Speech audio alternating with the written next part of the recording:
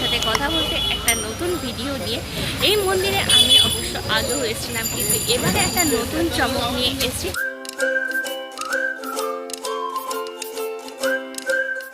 শ্রীকৃষ্ণের দ্বাদশ অবতারের অর্থাৎ 12তম অবতার হলো কল্কি অবতার। সেই কল্কি অবতারের মূর্তি আমরা প্রবেশদ্বারের উপরে দেখতে পাবো। আর পুরীর জগন্নাথ দেবের মন্দিরের মতনই এখানেও মন্দিরের বাইরে দেখো সিংহ রয়েছে দুটো, আর তার ঠিক পাশেতেই হয়েছে এই নতুন বড় বজরংবলীর মূর্তিটি।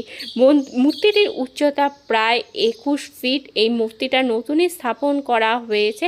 ঠাকুরের মুখ থেকে এখনো পর্যন্ত দেখো প্লাস্টিকটা তোলা হয়নি। পুরীর জগন্নাথ মন্দিরের মতন মন্দিরের বাইরে তোমরা অরুণ স্তম্ভ দেখতে পাবে। আর এই অরুণ স্তম্ভের পাশে যে তোমরা কর্নারে বড় বিল্ডিংটা দেখছো, ওখানে ঠাকুরকে স্নান যাত্রার সময় নিয়ে আসা হয়ে থাকে। মন্দিরের উপরের দিকে দেখো পুরীর মন্দিরের মতনই চক্র পতাকা রয়েছে, আর তার নিচের দিকে দেখো অনেক দেব দেবতার মূর্তি রয়েছে। এখানে যেমন মাঝখানে শ্রী বিষ্ণুর অনন্ত শয্যার মূর্তিটা রয়েছে, তার দুপাশে আরও অনেক দেবদেবীর মূর্তি রয়েছে। এক পাশে যেমন দেখো জগন্নাথ দেব, মা দুর্গার মূর্তি, আর সিংহ দুয়ারের মতনই ঠিক দুপাশে দুটো সিংহ রয়েছে। আর এইখানে শ্রীকৃষ্ণের যে অনন্ত শয্যা বিষ্ণু, তার নিচের দিকে তোমরা দেখতে পাবে শ্রীকৃষ্ণের দ্বাদশ অবতারের প্রতিটা অবতারের মূর্তি এখানে তোমরা খুব সুন্দরভাবে দেখানো হয়েছে। সামনে পুজো বলে এখানে মন্দিরটাকে সাজানো হয়েছে ফুল দিয়ে। মন্দিরের ভিতরটা দেখতে তোমাদের অপূর্ব সুন্দর, বিভিন্ন রকমের কাজ করা রয়েছে, রং বেরঙের বিভিন্ন মূর্তি দিয়ে মন্দিরটাকে খুব সুন্দর করে সাজিয়ে তোলা হয়েছে। মন্দিরের মাঝখানে রয়েছে শ্রীকৃষ্ণ বাহন গরুর দেবতা তোমরা মূর্তি দেখতে পাবে। আর দুপাশে দেখো মূল প্রবেশদ্বারের এখানে বিষ্ণুর মূর্তি রয়েছে। চলো আমরা ভিতরের দিকে যাই। ভিতরের দিকে আসার পরে আমরা এখানে মা লক্ষ্মীর মূর্তি দেখতে পাবো।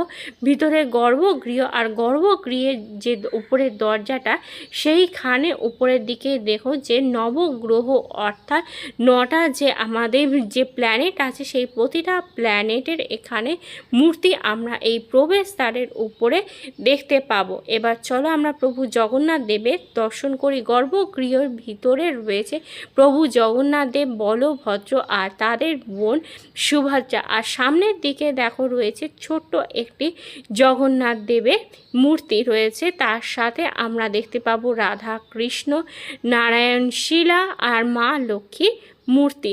আর ঠাকুরকে দেখো খুব সুন্দর করে সাজানো রয়েছে। প্রত্যেক দিনই ঠাকুরকে দুবেলা নিত্য পুজো করা হয়ে থাকে। মন্দিরের বাইরে পাশে রয়েছে মা লক্ষ্মীর একটি সুন্দর মন্দির।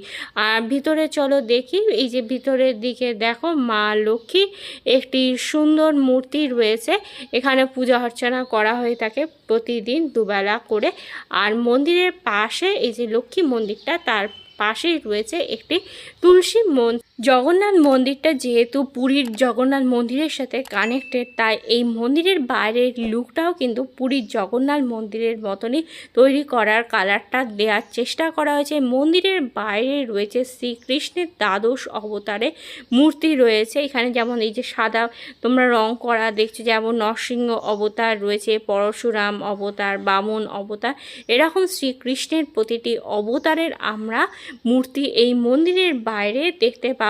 এগুলো রং করা হচ্ছে, এগুলো শুধুমাত্র এখন এই মুহূর্তে সাদা রয়েছে। এই যে ভিতরে দেখো এখানে রয়েছে শ্রীকৃষ্ণের আমরা বামন অবতারের মূর্তি দেখতে পাবো। এটা পাথরের তৈরি, ঠিক আছে। এরকম আমরা মন্দিরের যখন পিছনের দিকে যাচ্ছি, এই দিকেও তোমাদের দ্বাদশ অবতারের মূর্তি রয়েছে। প্রতিটা অবতার খুব সুন্দরভাবে দেখানো হয়েছে মন্দিরে চারপাশের দিকে। আর এই যে এইখানে যেমন রয়েছে শ্রীকৃষ্ণের যে নরসিংহ অবতার, সেই নরসিংহ অবতারের মূর্তি আমরা এখানে দেখতে পাবো। এটা সম্পূর্ণরূপে পাথরের মূর্তিটা। ঠিক দেখো তার পাশেও রয়েছে এরকমই শ্রীকৃষ্ণের দ্বাদশ অবতারের বিভিন্ন মূর্তি। আর মন্দিরটা খুব সুন্দরভাবে সাজানো। আর মন্দিরের বাইরে যেটা নতুন চমক সেটা হলো এই ভগবান হনুমানজি বা বজরংবলীর এই 21 ফিটের বড় মূর্তিটা, যেটা নতুন করে স্থাপন করা হয়েছে। এখন ঠাকুরের মুখটা দেখো চাপা দেওয়া আছে, বেশ বড়, দূর থেকে বুঝতে পারছো তোমরা কতটা বড় আর কতটা সময় নিয়ে তৈরি করা হয়েছে। এর আগে তোমাদের নিউ টাউনে 51 ফিট উচ্চতার বজরংবলীর একটি মূর্তি তোমাদের দেখিয়েছিলাম, আর এইটা 21 ফিটের লম্বা উঁচু বজরংবলী মূর্তি। এই মূর্তিটার একদম মূল প্রবেশদ্বারের বাইরে হয়েছে, দূর থেকে দেখালে তোমরা বুঝতে পারবে কতটা বড়। আর সামনে পুজো আছে, রামনবমী আছে, হনুমান জয়ন্তী আছে বলে মন্দিরকে সাজানো হচ্ছে। এটা মূল প্রবেশদ্বার, মূল প্রবেশদ্বারের ঠিক পাশেই হয়েছে এই মূর্তিটা। খুব সুন্দর করে সাজানোর কাজ চলছে। এই দেখছো বাঁশ টাস বাঁধা আছে, সামনেই বজরংবলী জন্মদিন আসছে, তো সেই জন্য মন্দিরটা তোমাদেরকে ঘুরিয়ে দেখানোর চেষ্টা করলাম। এর আগে তোমাদেরকে খুব ডিটেলসে দেখিয়েছি যখন তোমাদেরকে জগন্নাথ দেবের স্নান যাত্রার ভিডিওটা দেখিয়েছিলাম। আর এই মন্দিরটা তোমাদের অন্নপূর্ণা মন্দির যাওয়ার রাস্তাতেই পড়বে, তো তোমরা যদি সেই ভিডিও না দেখে থাকো তো সেই ভিডিও দেখে নিও। আর এই মন্দিরটা নতুন করে সংস্করণও করা হচ্ছে, একটি বজরংবলীর একটি সুন্দর মূর্তি স্থাপন করা হয়েছে। বর্তমানে অবশ্য মূর্তির ওপরে এখন প্লাস্টিক দিয়ে ঘেরা রয়েছে, কিন্তু অন্য সময় থাকে না।